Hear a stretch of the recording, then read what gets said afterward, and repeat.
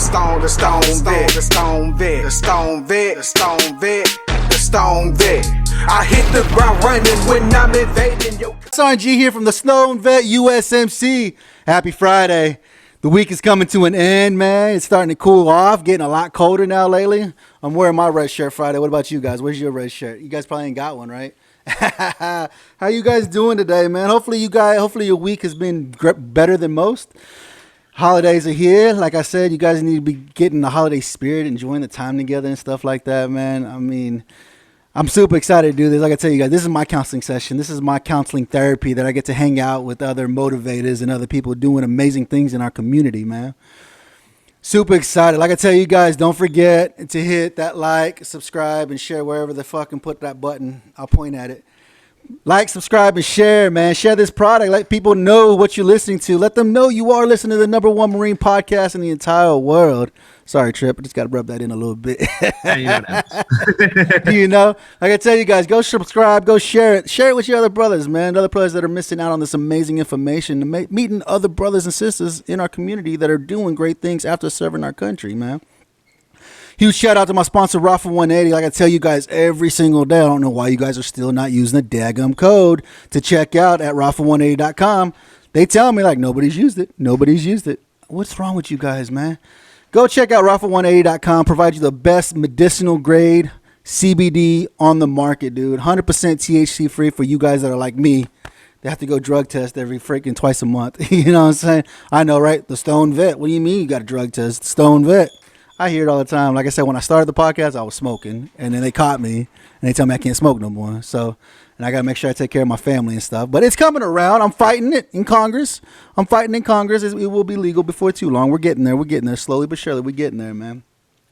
But definitely go check out rafa180.com, providing you the best medicinal grade, hospital grade, however you want to look at it, CBD on the market, 100% THC free, helps with your aches, pains, your anxiety, your depression. Like I tell you guys, CBD works.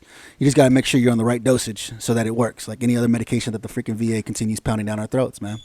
I'm super excited this Friday, man. I'm bringing in another jarhead, dude. I've got a couple of jarheads that have been coming on the show lately, and I'm super excited, man, because these are the same sorry SOBs that stood on those same damn yellow footprints and said, I will defend this country against all enemies, foreign and domestic, dude. I got to tell you guys. What's going on, Tripp? How you doing, man? Oh, you know, I'm hanging in there, man. Hanging in there one day at a friggin' time. Right, one day at a time. And that's how we all do it. That's all how we have to do it, is try to figure out how do we make it one day at a freaking time? How are we doing it, you know? And so Tripp here is another jarhead, dude, except he was a combat camera guy is what he said. He did combat camera, man. He's also an author now, which is awesome, dude. Like I said, that's one of the biggest purposes I do this show. Like I tell you guys, is how do we help each other find our purpose again after serving? What do we do? What is there out there that we can do now? Because you ain't got Sergeant G telling you what to do anymore. You ain't got Sergeant G telling you what's the uniform of the day. Do we have a Charlie's inspection coming up? Is there an Alpha inspection coming up? Are we doing a freaking wall locker inspection? Tripp knows. Tripp remembers those great old days that we had. Oh, yeah, no, but like hell, by the time I got out, I was the asshole making people doing all the fucking inspections and shit. So Absolutely. So Tripp, why don't you go ahead and tell the wonderful audience that is listening in. They're listening from around the world. I'm like in 15 different countries right now. And nice. Let people around the world, not only around the world, but here in the U.S., the other jarheads that are listening in, tell a little bit about your story and your journey in the wonderful, beloved Corps that we served in. Yeah, all right. So, you know, I'm Tripp. You know, I joined the Marines in 2006, I think. Like, I watched Fallujah on TV, and I was like, I want to go do that. Ended up combat camera. Went to Afghanistan a couple times, did a couple MUs. I think I got out in 2018-ish around. What year did you go to Afghanistan? I went in 2008 with 2.7, and then I went right back in 2009 and 10 with 3.4. I just did an interview with Tyler Southern. I don't know if you're familiar with Tyler Southern. He was with 1-2. I think he said 1-2. He's at a Lejeune, and he was over there. That's when he got blown up. I think it was a 07, 08 time frame. He lost. He's a tri-amputee. He's a tri-amputee Marine devil dog. He's got like one hand with like 3 fingers on it. Like it's insane. And you being a combat camera, I'm sure you'd have been like, damn, man, I would have loved to have caught that on camera. No, not really. I mean, like I had to take a lot of pictures of that kind of shit because like everyone likes to think that combat camera's whole job is just, taking pictures for the newspaper. That's like public affairs job. Like most of my stuff was more like documentation and then like battle damage assessment type shit. And like most of like our pictures wouldn't go to, say whatever magazine or wherever the Marine Corps wanted to push some stuff out. Like, I mean, yeah, some stuff did, but most of it went to the S2 so they could, analyze the photos and shit. So right. Every time something got blown up, guess you got to go fucking take pictures of it to send back to. No, absolutely. Not, a lot of people aren't familiar with combat camera. A lot of guys I bring on here, your O3s or your 11 Bravos or whatever, the grunts, the grunts of the military or whatever. And a lot of people don't understand, like, your job is a combat camera. Like, you hear about it. Like, I've heard about combat camera, but I never knew. I was like, oh, those are people who just draw pictures and take pictures. That's all they do. They don't do nothing intense or anything. Well, I mean, they actually merged the MOS with public affairs. So now instead of it being, documentation and I guess like news release stuff, it's now all just straight propaganda. Oh, really? Yeah. I'm not really quite sure what I'm allowed to say about this shit or whatever, but like one of my old boots was in Kabul for all the shit that went down. I think he said like over the course of 3 days took like 5,000 pictures and then like 2 got released or were deemed happy enough to like be shown to people. And it's like, that sounds about right. Sorry about that. Yeah, no shit, right? You go through 5,000 pictures and they pick 2. All the pictures you take, and they pick 2 out of all of them. Yeah, that's politics, baby. That's politics. We all know about the politics and stuff like that. So yeah, I mean, you did some time. You did some time in our beloved Corps, right? So how long were you in for? I think just shy of 12 years. 12 years? Yeah, just shy of 12. What? So what happened? Why you get out after 12 years? Oh, so there's this thing that happens when you do a lot of fast roping and carrying around a bunch of heavy shit where you stop having cartilage in your knees and ankles. And, I can get around fine, but like I can't run up a fucking mountain anymore with, an Alice pack in my pack or like really run at all. So they're like, all right, bye, see you around. No shit. So you're medically retired then? Is that what you said? Yeah. I used to tell people that I was going to stay in the Marines till they killed me or kicked me out, and well, I guess I stayed true to my word. Right? No shit. Right? No shit. Remember, a lot of people that come on the show, a lot of people I do bring on the show, a lot of them are. I didn't realize how many medically retired freaking service members there are, but I mean, they get medically retired. I mean, with different ailments like what you have. I had somebody else not too long ago that suffered from PTSD so bad that they had to medically retire them. Yeah. I mean, it's one of the things that people try to understand. Like, I mean, that's a life-changing for you. I mean, to be medically retired for that, you're like, shit, the fuck am I supposed to do now, right? Yeah, well, one of the things that like I think's funny is over the last couple of years, like the VA's been complaining about like, why are there so many service members getting medically retired now? And it's like, as opposed to like say back in Vietnam, and it's like, well, I mean, in Vietnam you had your uniform, your rifle, some ammo, 10 fucking helmet, and maybe a fucking 10-pound flak jacket. And like nowadays, if you're just leaving the fucking wire, you got 100 pounds worth of shit on you. Yeah, no shit. There's more physical ailments on your body. Like you're doing more shit, Like if they upgraded us and gave us 4-wheel drive, like in our legs somehow, maybe it would have been different.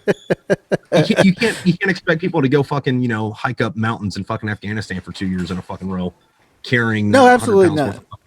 Absolutely not. And you're right, dude. Especially when they came out, when they got rid of the Alice packs and they went to the Molly pack bullshit. Now you're telling me I can carry even more equipment. Like I joined in 01. Got out in 09. And I was like, you just upgraded our equipment to carry twice as much as what we were able to carry before. Yeah, and if it doesn't fit in your pack, you can just strap it to the side of your pack now. Like there's a weave for it. You can do that. Well, not even that. Let's put it on the front of your fucking already 70-pound fucking flak jacket. No shit, right? No shit. Like, are you fucking kidding me? Like, are you kidding me that now I got to carry even more equipment on top of the shit I was already carrying? Because I'm old school. Yeah. I'm one of those old school Marines. You know how they say if you wear those the old fucking fatigues, where you had to actually press on the EGA. I pressed on the EGA on my camis. It's time for a prostate exam. You know what I'm saying? Old ass fucking Marine, right? And so I was that guy. I was that guy that had I had to iron on the EGA. I didn't get my EGA until after the Crucible when I climbed that fucking mountain. Now they give you the McMap belt at the top of the mountain from what I'm hearing instead of your EGA. Did you hear they leveled that too? Like they got some steamrollers up there to make the incline not as fucking stiff. Shut up, for real? Yeah, they did that in like 2009 or 10. Get the fuck out of here. Yeah, dude. So And they want to know. what is it, They want to know what's wrong with our core now. They want to know what's wrong with our core now. Yeah, and I forget if that's Mount Motherfucker or the Ankle Breaker, but it's got like a significantly less incline than it did 15 years ago. And they wonder why the core is the way it is now. Because you don't make the motherfuckers break their necks no more. I mean, like that's one of those things though, where it's kind of tricky because it's like, yeah, you don't want to break people in training because then they can't go to combat, but you also have to make sure that they're prepared to go to combat. So like, where's the line, buddy? Right? You know? No shit. Where's the line? Where's the line? I had Tyler on the show not Somebody too long smarter ago. than that has to fix. Yeah, somebody smarter. No, that's what I told Tyler. That's what I told Tyler not too long ago. He's what you call the real Marines. You know those PI guys. You know how they are. We're the real Marine Corps. I said, why? Because you got sand fleas versus mountains. I said, when you go on hump, you're walking on the fucking paved road, dude. Well, you see, I guess I looked out because like I went to Paris Island and then went straight to First Mardiv. So I mean, like, you know, if you ain't first, you're last. Right. So you got to experience the mountains, right? You got to experience the mountain life, going up the humps and stuff like that. I'm a Hollywood Marine. That's what I tell people. I said I'd rather have the mountains than the damn sand fleas. I tell you that hands down. Like, I hate being bit. You know. Well, see, the thing about like sand fleas and shit though is they wouldn't be a big issue if you're allowed to like slap them, but you know you got to stand there still for fucking however the fuck long, and it's all psychological shit, you know. And he said no shit. And he said he went in the middle of June. He started boot camp in June in South Carolina, and I was like, oh yeah, you got to experience all the heat and humidity. I was like, that sucks for you, dude. He's like, yeah, no shit, sweaty, muggy, and getting bit by freaking sand fleas, you know. And so that's one of the biggest things. So you're a PI Marine. You're one of those what they call real Marines, right? I mean, that's the battle we always have between West Coast, East Coast. I mean, that's one of those things though too, where it's like fun to have that fucking argument, but it's always either boots having that fucking argument or dudes when they get out. But then like dudes when they get out, they'll have that conversation. Be like, well, I was this in West, I was that in West. Like, dude, you're not that. You might have been in 0311 while you were in, but you have a DD-214. You're a pogue now. Sorry, hate to break it. Everybody's a pogue when you get out, man. You know what? That's what we always tell the guys. I said, but the female Marines go to the East Coast. We can't say that no more. Now females go to East and West Coast. You know, and it was like that's why we have the females going to the East Coast because it's a little bit easier for them. That's why they don't come to the West Coast. Well, I mean, apparently not anymore. Not no more. Yeah, I mean they got females in the infantry now too, right? Like I think they got females joining the infantry now. They got their own units and all that. I was like, what the hell's the Marine Corps coming to now, dude? I'm just glad I'm not in it no more. I'm just glad I don't have to deal with the bullshit. You know, some people ask me, you miss the Corps? No, I don't miss the Corps, but I miss my brother to my left and right, being able to bullshit with them every day and just having them there with me. You know? Yeah. I don't miss the circus. I miss the clowns. There you go. Yeah, absolutely. Absolutely. But that's the same thing though, like complaining about women or gays or whatever being in the military. I'm sure they had this same conversation in the 50s when they started letting blacks and Mexicans in. You know, they're like, oh, they're gonna ruin the Corps bringing them in. And it's like we still won the war, asshole. What the fuck are you complaining about? But no, you're absolutely right. You're absolutely right, man. I mean, that's the biggest struggle that we have. A lot of people, you know, like you said, I mean, with the racism and all the bullshit, the gays. I said I had plenty of gay fucking Marines. Just as long as you don't bring that shit to work, I don't give a fuck. I don't care what you do after work. That's on you. Whatever you want to go, do whatever you want with whoever you want. Samantha? Yeah, you want to put on a dress? Have me call you Samantha? I don't care. Can you work the 240 or not? Like that's what I'm worried about. That's what I need you to do. I need you to do your job. When you're at work, I need you to do your job. Whatever you do after work, I don't care. That's on you. Yeah. Whatever. And I am no one to judge fucking what you do fucking after 7:30. I was talking about it on my other show the other day, but like it's like I could name. I have more digits. I'm sorry. I have more incidences for why I should be in the brig than I have fingers and toes to count on. So like. You're like, I ain't got no room to talk about any of that crap. No, I absolutely understand, man. So you did 12 years active duty, and they said, "Fuck you, we don't need you no more." Get out. So what'd you get out as, a staff sergeant? No, I got out as a sergeant. Okay, so you're just like me. Yeah, but like, what is it? So, they had the service limitations at 10 years, but I hadn't been looked at yet. And when I was getting out, like I got the letter that said, I was in below zone or some shit, for staff sergeant. So it's like, well, if I stayed in, I mean, maybe, but ankles and knees are a thing. Right. Yeah. So he got out. So Sergeant Tripp and Sergeant G are doing a podcast together. They're doing some stupid shit, right? Like I said, you guys don't understand the chaos we're about to bring you guys because this is what we do. Especially when you get some sergeants in the smoke pit. You done. Like, you know. And so with your time, I mean, so you said you deployed. Did you deploy to Iraq and Afghanistan, or just Afghanistan? No, I went to Afghanistan, both of those deployments, and then I did I technically did 2 MEUs after that. I only say technically because like I went on the 11th MEU and then like I went on the 31st MEU, but like that quote unquote MEU is really just drinking in Okinawa and you get on the boat for a couple of weeks. So it's, I mean, like on The 31st MEU, right? The 31st MEU, yeah, that's definitely a drinking float that you go on, dude, because that's all they do is just float around and just go dock at some port. Yeah. So my ribbons say I've been on 4 deployments, but like if you ask me, it's like, well, I mean, 2.5, maybe 3. Fuck, I don't know, man. I don't care. I got some stories to tell you if you want, but no shit, right? And that, so I mean, when that time came to an end for you, I mean, with the active duty time, right? I mean, for you, how was that when they told you, all right, we're going to medically retire your ass? Well, how was that for you? How was that? Was that like a damn, like, fuck, I really wanted to do this for a while and it's coming to an end? Or how was that for you? I mean, there was kind of like that too, but then there was like, you know, that like, damn, you know, I kind of want to stay here or whatever. But at the same time, like, you know, like my career, like I was a Lance Corporal for 4 years, not for lack of trying. Like when I picked up Corporal, I think the cutting score was like almost 2,100. Yeah. So a lot of people don't understand that. A lot of people don't understand. So you guys that are listening in, you Army guys, Navy, every other fucking branch that's out there. In the Marine Corps, we have a cutting score. You have to have so many points to get promoted to E4. It's not just given to you. You have to have so many points to get to E5. It's not given to you. And like you said, I mean, when you have a cutting score of 2,100, like I had a Marine. He was an electrician. He was on top. He was top of it. Motherfucker was a black belt instructor in McMap. He was fucking expert rifle, fucking 300 PFT, excellent CFT, like all PME was done. And he had done, he did 8 years. He was a corporal. He was trying to pin on sergeant, but they'd never opened up the MOS. They never opened it up. So they kicked his ass out after 8 years and said, no, you got to go. We don't need you no more. I'm like, ain't that some shit? All that money they spent on his ass. And for you, like you said you had I was a Lance Corporal for like 4 years. I think it was like 4-year Lance and then another 3 years as a Corporal before I pinned on Sergeant. And I was like, this sucks, dude. Like, this is bullshit. Like you said, it's a high cutting score, man. You got to have a whole bunch of shit to get that cutting score. Yeah, I picked up Sergeant real quick after that. I think I was only a Corporal for like 11 months. But then my last 6 years in, I was a Sergeant. And then like, while I was getting out, you know, I got put in below zone, which I guess for the people listening is like, we're going to look at you to see if you can be promoted on the way out. So if I stayed in, I probably would have got kicked out at 20 years for still being a staff sergeant. You know what I mean? Right. And you didn't do no B billet, so you were right there.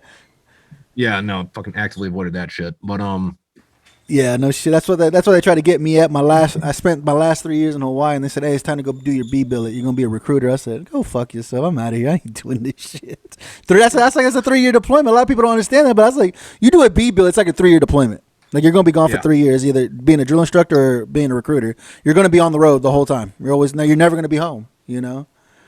Yeah. Well, one of the things that was funny though was like I want to say it was around my 8-year mark, maybe my 9. I think 9-year mark because my first enlistment was a 5-year enlistment, but I was kind of like on the edge of like, you know, fucking staying in or getting out, but like I wanted that severance package. So it was like, all right, so I'm going to put in for re-enlistment and then like try to sabotage myself. So they give me the severance package.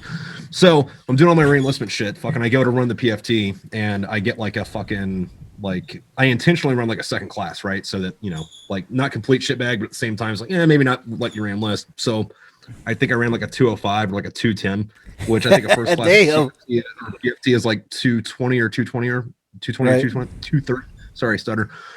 But what I failed to realize was that I was 27 and, you know, the age or the scores change with your age. So that was a first class PFT. I'm like, oh, all right. Well, fine. Fuck, whatever. And like that was in Quantico, right? And I fucking hated Quantico. And, I was over at my kayak, which is like the Marine Corps like PSYOP thing, and I fucking hated that command, like bad. They had a lot of fucking problems. To what I understand, they still do, but that's here nor there. But I wanted the fuck out of Quantico, so I walked into the monitor's office, you know, the guy that's in charge of where everybody goes in the MOS, And I was like, hey, man, I need to get the fuck out of fucking Quantico. And he's like, all right, well, I can send you to Lejeune in like 6 months, or I can send you to 29 Palms like in 3 weeks. It's like, send me to fucking 29 Palms. Get me the fuck out of here. You want to go to the stumps. You want to go to the desert. Dude, I fucking love 29 Palms, man. Like, I really don't understand all the heat it gets. Well, I understand the heat it gets. I don't understand the hate it gets, but like, I think the people that like hate 29 Palms are the kind of people that fucking like hate wherever they are, because like they just sit in their barracks room and play Xbox while they're on fucking standby, and it's like, no, dude, go outside. There's shit to do. You're just being fucking petty about it, you know? Right. No, absolutely. That's how I was. I spent 4 years in Jacksonville, and I was like, this sucks, dude. I hate this fucking place. I got to get the fuck out of here, dude. Like I said I got to get out of here, and they sent me to the desert twice, and I was like, well, I guess I got out of fucking Jacksonville. Careful what you wish for. Right. Well, I mean, that's the other thing too, is like if you're deploying out of 29 Palms, you know, you go to Iraq or Afghanistan, you know, fucking like desert, flatland, fucking nothing. Here's some fucking mountains. You come off deployment, you get off the fucking plane at March Air Force Base and drive back up to 29 Palms, and you're like, this is exactly the same fucking place I left. Like, right. I just left this place. I'm back in it now, you know?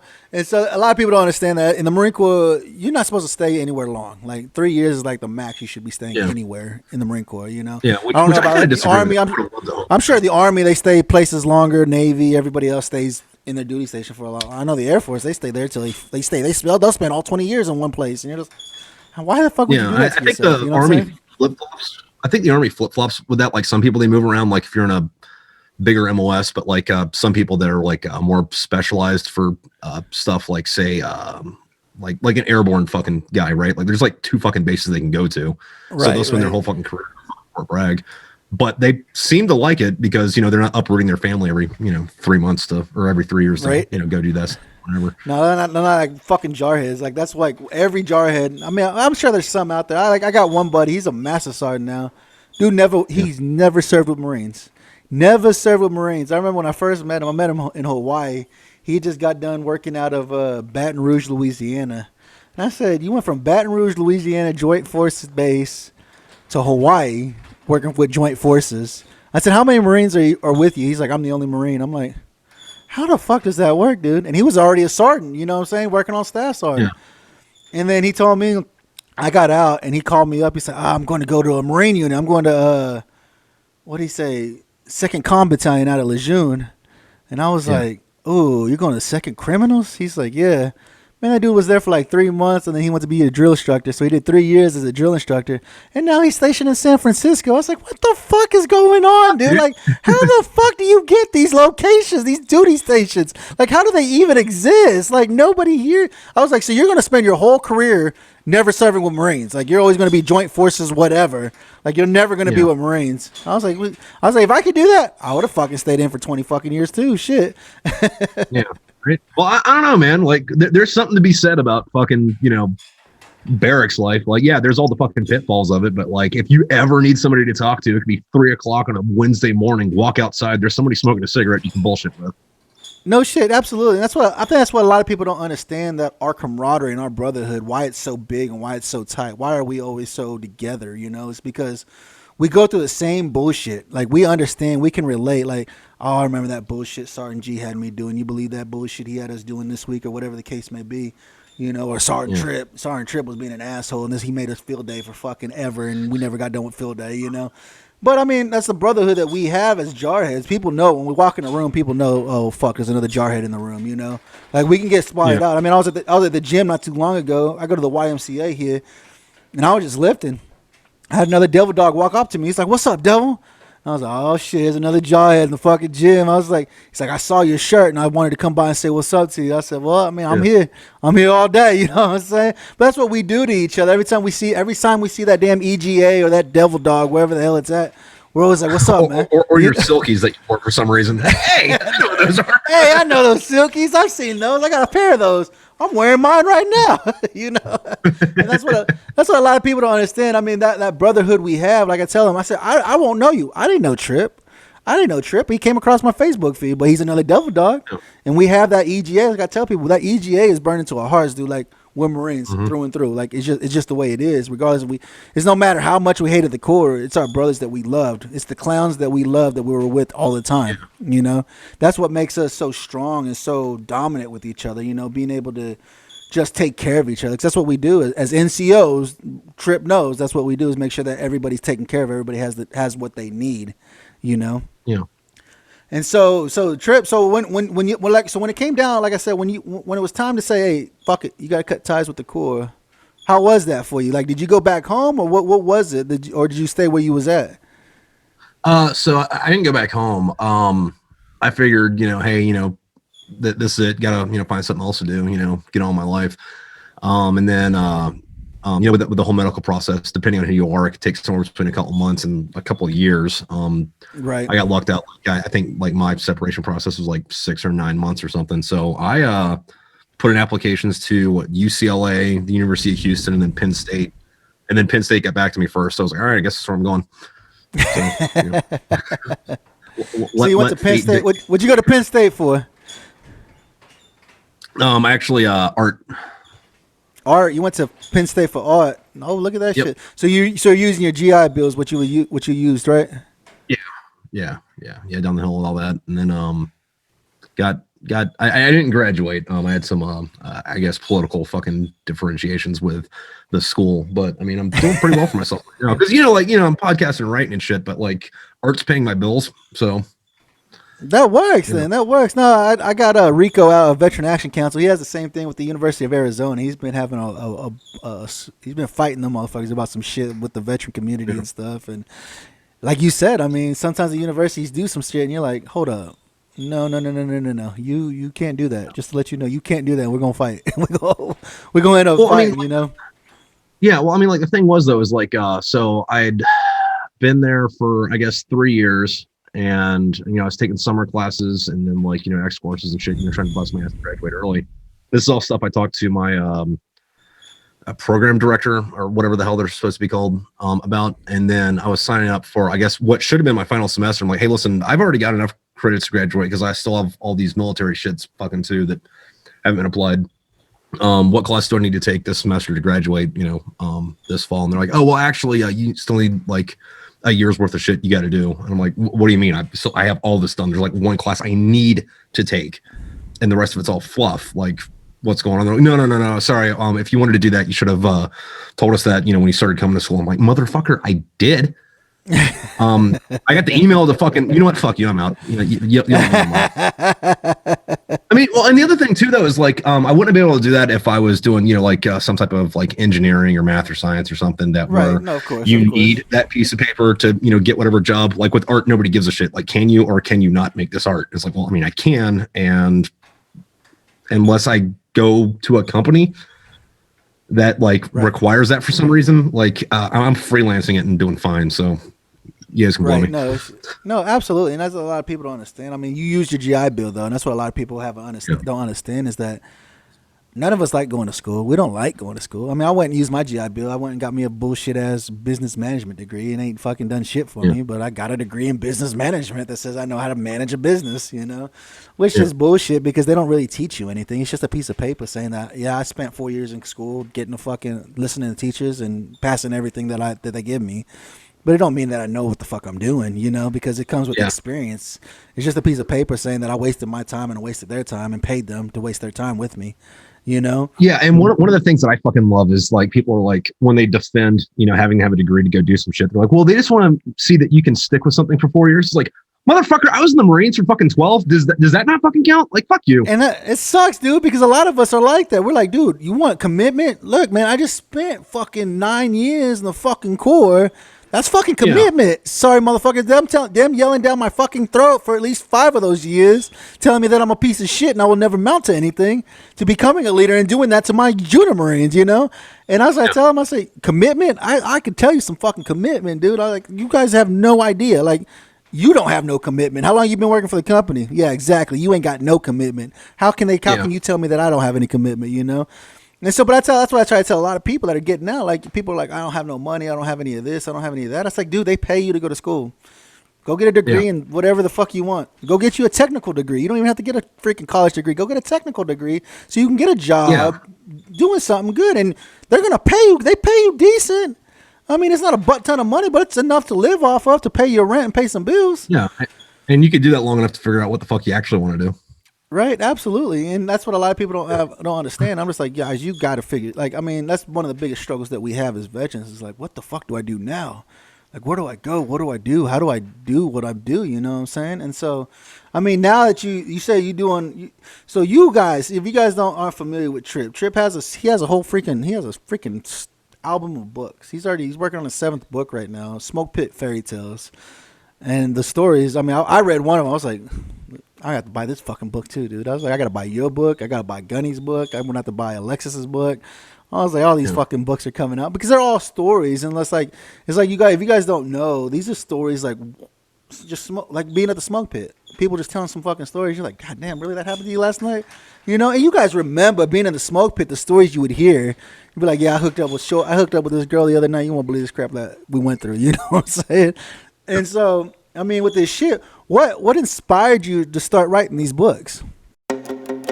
We would like to give a huge thanks to Rafa 180. Rafa 180 offers pure medicinal CBD and products made locally. They walk alongside individuals to achieve a healthy lifestyle with options needed by each person. You can learn more about them on Facebook at Rafa CBD, their website www.rafa180.com, or email at rafacbd@gmail.com. They truly believe your journey matters. Or, shit my fucking friends would do, or, you hear somebody talk about something on the fucking spot or whatever. And originally, I started writing down the little green monsters. I have one of those dedicated for writing shit. Also, for those of you who don't know, green monster is what was it, like a 4x6 hardback book or notepad? Whatever, yeah. And at one point I was, just transferring all those notes into like a Word document or something. And I hold on. Sorry about that. I got the idea to, hey, maybe, publish this or something. But then it got to the point where I was like, maybe I should rewrite this instead of a bunch of short stories, have all this shit happen to 2 dudes, and then sensationalize it a little bit. So it's fiction, but it's this quote unquote totally didn't happen. Don't send the cops after me. Right. Yeah. No, that's what I mean. Like I said, I was reading one of the short stories you had on his Facebook page. Like I said, if you guys don't know Tripp, go check out Tripp on Facebook, of course. But I mean, I was reading one of the stories. I was like, damn, this is I remember stories like this. I remember shit like this happening because it's true. Like you said, you're compiling it together to make it a story to where it's a fictional story, right? To people, so people can relate to it. People are like, oh, I remember something like that happened to me, man. So, and now you're on your 7th book now. So, are these just continuous stories that you're writing? Or is it a continuation, or is it just different stories? It's all one saga, and it's technically science fiction. So halfway through the first book, aliens land, and then instead of fighting a war against aliens or whatever, one of the sergeants is I'm gonna fuck that thing. So the aliens start Marines start dating the fucking aliens and shit, and then in the second book, World War III happens, and then I think by the 4th or 5th book, fucking Earth got destroyed, but all the Marines are living on Mars, and then the Russians are on Venus or some shit. They're still doing a naval war, but then instead of fighting a ground war type thing, they're just on Muse constantly. So it's about them going into port in some space colony space station type thing that's totally not Thailand. Right. Everybody, if you guys don't know, I know the Jarheads that are listening, they know Thailand. They know Thailand very well. So a lot of the shit, it's all right, yeah, so at this point, yeah, sure, it's happening in space, but this is shit you did when you're a Lance Corporal, which right, I think was something that was missing in the sci-fi fucking community, because a million people written books about Space Marines or Star Sailors or whatever the hell you want to call them, but I haven't seen one yet where they go to Space Singapore and hang out at the 4 floors of horrors. You know what I mean? No, absolutely, man. Yeah. So with these books, what inspired you? What inspired you to actually just sit down? Because it takes a lot. I have Michael McGurgry on here not too long ago. He's writing a book talking about life's memorable moments, his time before joining the army and stuff like that. Yeah. You guys know Gunny Estley's got his book, freaking Born in a Bar, The Untold Stories of Uncle Sam's Misguided Children, Born in a Bar book. And it takes a lot. Not everybody just picks up and says, I'm going to be an author today. What inspired you to go and say, I want to write a book?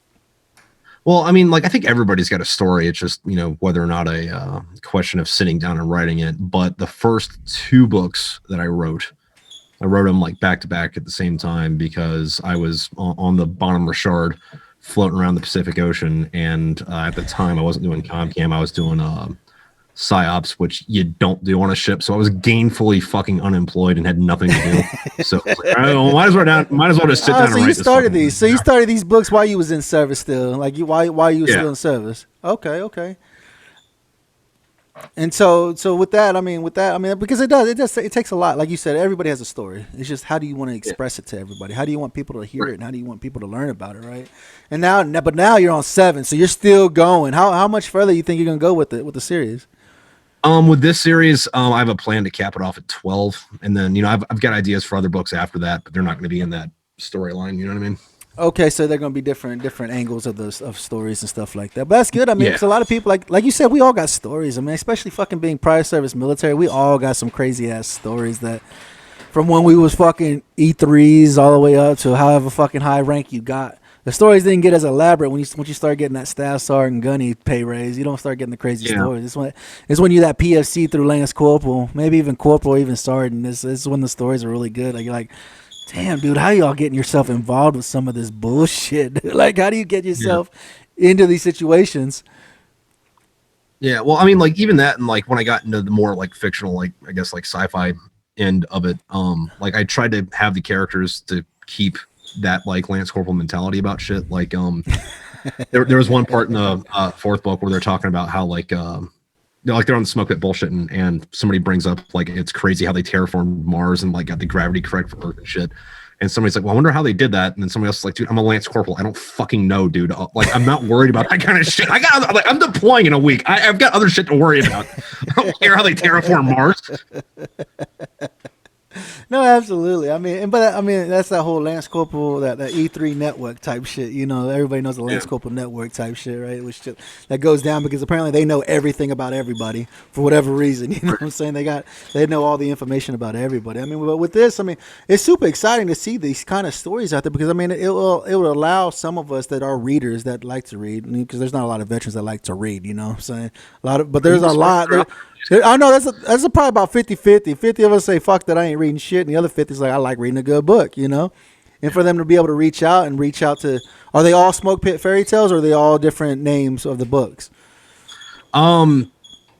So like the first one's just called Smoke Pit Fairy Tales, and the rest of them have titles, but then it's like Smoke Pit Fairy Tales Part 2 or 3 or 4. Oh, okay. So that's how they can reach out. And so I mean, that's one thing. I mean, that's what's great. I mean, with this being an author, not only are you an author, you're also an artist too. Is that right? Yeah. So that's what you went to school for, is to be an artist, right? An artist. Yeah. But you were like, I'm an artist before I went to school, right? Right. Yeah. So had that. So how'd you start doing your art? How'd you start getting into your art? Was it part of your combat camera stuff, or was it something that you jumped into? Well, I mean, I've been drawing and doodling and shit since I was a kid. And then at some point, no matter where I went, like my notebook would be half like, all right, this is what we're doing today. Here's like, I'm gonna draw some boobs and a machine gun, that kind of shit. And then like I went to school to be an artist because I figured it'd be easy. That's really it. It was like, I can already do this. Give me the fucking piece of paper, which didn't work out, but fucking whatever. But, it's also like fucking like artist recruit and fucking boot camp, and then like people would always ask me to like doodle something up for a tattoo design, right? That kind of stuff. So no shit. And so I mean, but that's what you're saying. Well, that's one of the things that's paying your bills right now, is you're actually getting your art out there, and people are wanting to buy it, and people are buying your art from you, right? Yeah. So are you using like any kind of special programming for it, like to sell your art, or you just go to like Etsy, or how do you go about selling your art? So I have a website, and like the stuff that I haven't sold's all up on there, but then like also people just like most of my stuff comes from commission work, and somebody will get a hold of me on Facebook or Instagram or whatever and be like, hey, can you paint this for me? I was like, yeah, sure, it's gonna be this much money, fucking what's your PayPal, Right. Okay. See, that's good to know. I mean, because like I said, a lot of people, there's a lot of talents. Like a lot of us have a lot of talents that we don't realize are special needs that are needed, like that. You're writing books, you're doing art, you know what I'm saying? You've been doing this and you've gotten into it, and this is your way of living now. This is what you do. You write books and you paint, you do drawings and stuff like that, and a lot of people try to figure out, what do I do now? What is it that I can do? What can I provide? But I mean, there's veterans. If you guys don't know, if you guys haven't been on Facebook, I mean, hell, all of us are on Facebook. There's a lot of veterans doing a lot of different things, dude, from woodworking to leatherworks to fucking making stickers, making shirts, drawing pictures, writing books. Veterans are doing all kinds of crap in our community. There's just a ton of crap that veterans are doing, and getting out there and experiencing it and just making a living out of it. Like a lot of us, I mean, that's hard. I mean, especially if you don't have your disability check coming in, or you don't have a high enough ranking to make any kind of money to be living off of, man, dude, it's hard. Like it is. It can be hard, but that's why I do this show, though, is to help you guys find your purpose. Similar to how Tripp found his purpose. It's like, I write books and I draw for a living. I love what I do. I don't work for anybody. I don't have to report to anybody. If I want to take time off, I just take off whenever I want to take off. And that's what I'm trying to get my son to understand.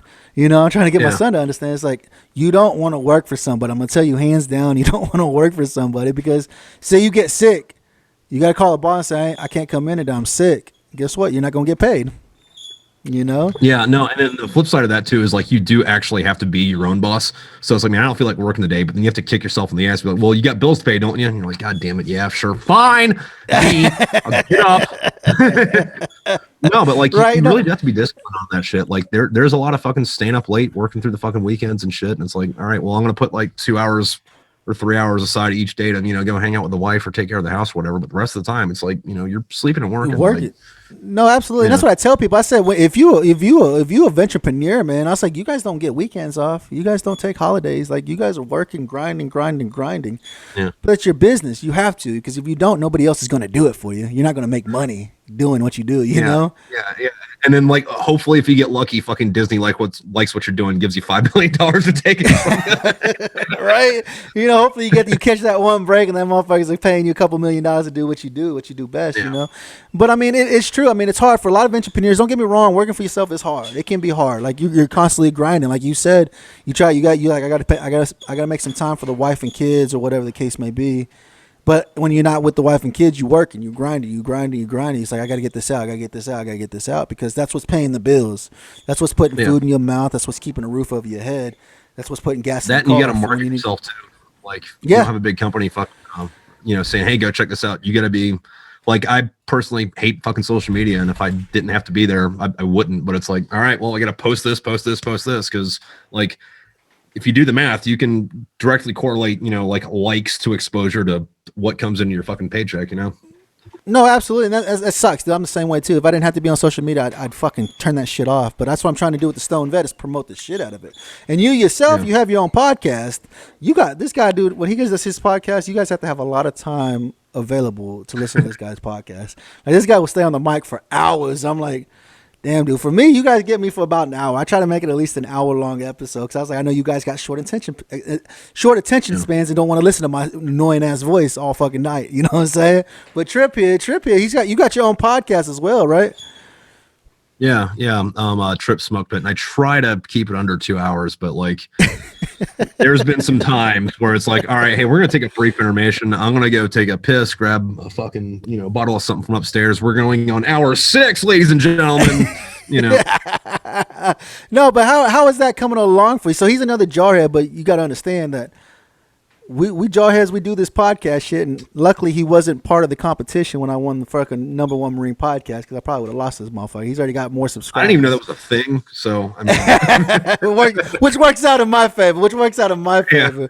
But I mean, you got over 400 subscribers is what I saw from your channel. You got over 400 subscribers, so I'm sure you probably got thousands of downloads as well on your platforms and stuff like that. But which is great, dude, because I don't know how you feel about your podcast, but I love being able to do this, hanging out with brothers and sisters on a regular basis.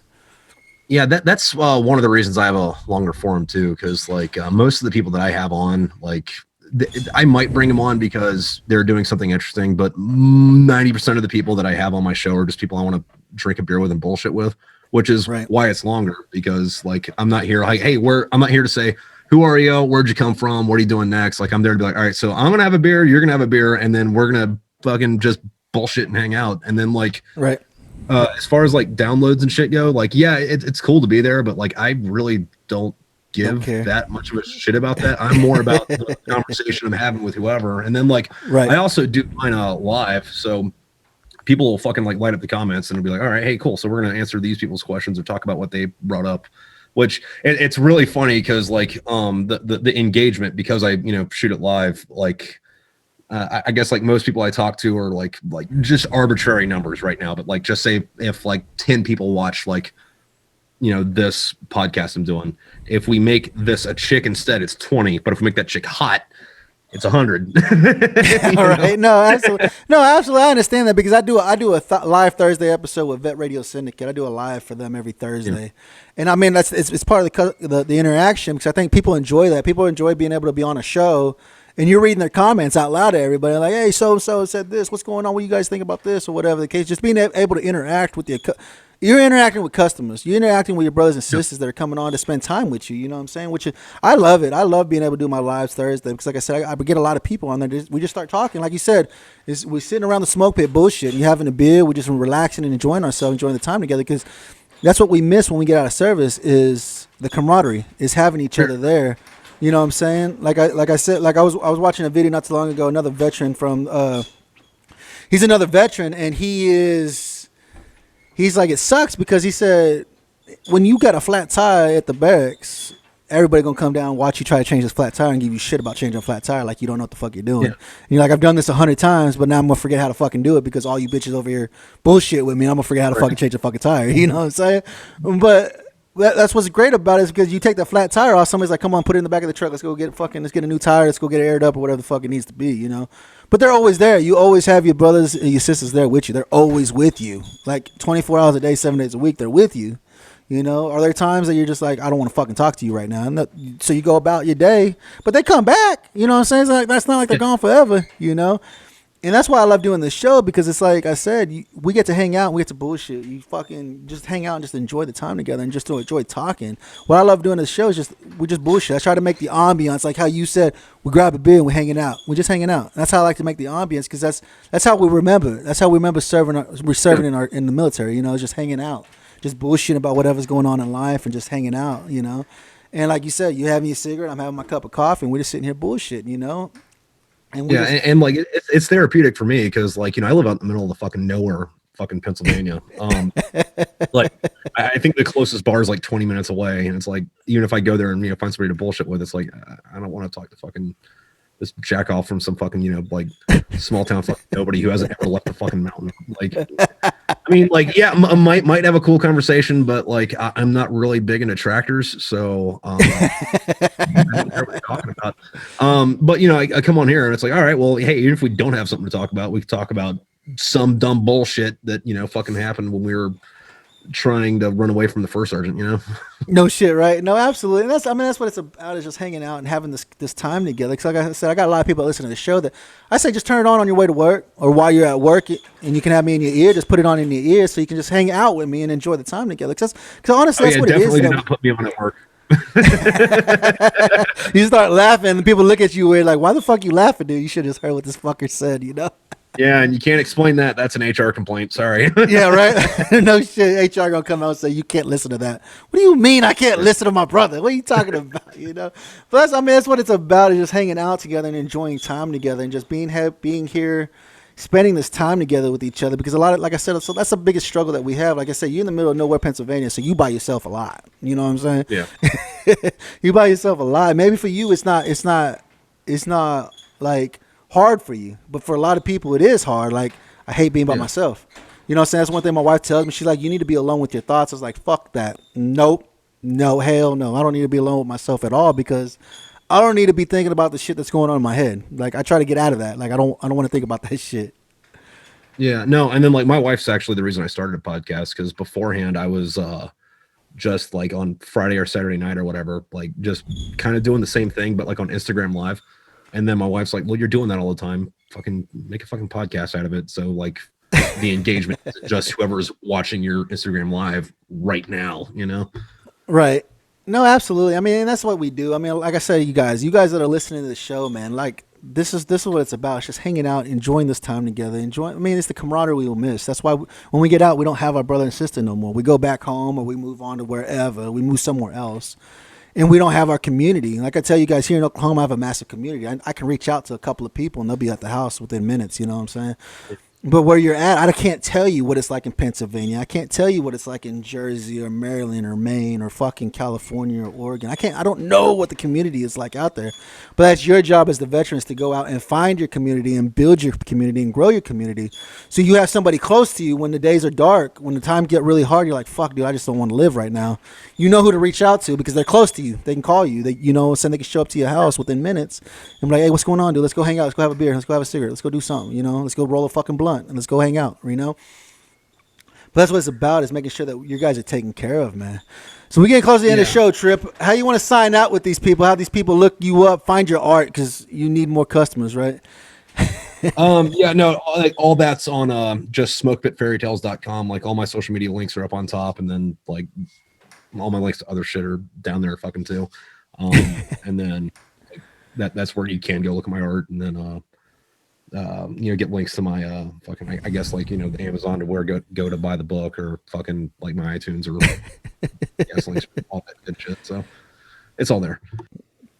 All right, so you guys heard that. You go to smokepitfairytales.com. Like I said, I'll have it all in the description box. We'll get wherever it's at. If it's on the audio platform, look at the description. It'll be there. If it's on YouTube, down below, it'll be in the description box. Wherever you're at, like I said, you go to iTunes, make sure you give me a 5-star review, because apparently that's what you're supposed to do when you like a podcast. I don't know. I don't go to iTunes. I just have it there because it was a requirement to have it to be part of the podcast awards. So I have an iTunes. I don't know. But I'm on every audio platform like Tripp. Don't forget to go over and check out Tripp's podcast, man. He said he interacts. If you got a couple hours to bullshit, go hang out with fucking Tripp, dude. He'll fucking bullshit with you for a couple hours, dude. He'll just sit there and bullshit for a couple hours with you guys, man. I don't know. But, what Tripp's doing, he found his purpose again after serving in our beloved Corps. He found his purpose. He's an author. He's an artist.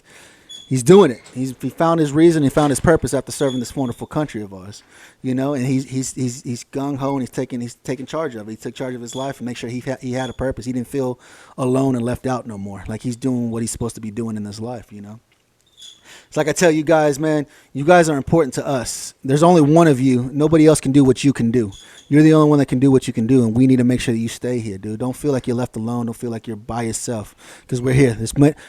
Like I told you guys, there's over 200,000 people who get out of active duty service a year. 200,000 people just like you trying to figure out, what the fuck do I do now? Find something. Get into it. Hey, you got questions? Reach out to any of us. You can come over, talk to me, talk to Tripp. Reach to him, say, hey, dude, I got to figure this out. I want to be an author. I need to figure out how to do publishing. He can help you. He'll help you figure it all out. He'll be like, it's a hell of a fucking headache, but I can tell you how to do it, I know I want to be an artist. What do I do? How do I do this? I want to be an artist, or whatever the case may be. Go reach out to Tripp, dude. I'm sure he won't hesitate, dude. He'll help you any way he can. You know what I'm saying? We're all in it to we got to make a money, right? We all got to make money somehow to live in this fucking world we live in, Tripp, I appreciate you hanging out with me on this Friday, dude, enjoying this time together. I love being here, man. Yeah, we'll get together, man. I'll come to your show. We'll bullshit for a little bit. I can go on there and bullshit with you guys a little bit. Let me know when you got a free night. Fucking, I'll have you on. We'll get absolutely. Yeah, I bet. Yeah, I can bet be some crazy shit. I love to bring it over to the Stone Vet. We'll do a live over there and just bullshit, and just hang out and bullshit and do shit together, man. But I can tell you guys, Tripp's part of my community now. He's a devil dog. He's another fucking crazy ass jarhead crayon eater motherfucker. We're brothers. You can't take that away from us, man. I appreciate you guys hanging out with me on this Friday, man. Remember, guys, I love you. You guys are taken care of. We always here for you. Met the Stone Vet. We got you 6. Marching and stepping by my platoon, you get trampled. If it ain't raining, we ain't training. Nothing changed by complaining. I adapt and overcome. I make the best out of situations. I stay alert for my enemies trying to do me some harm. I fight for your freedom of speech and your right to bear arms. When I say I got your 6, that means I got your back. But what else would you expect coming from the Stone Vet?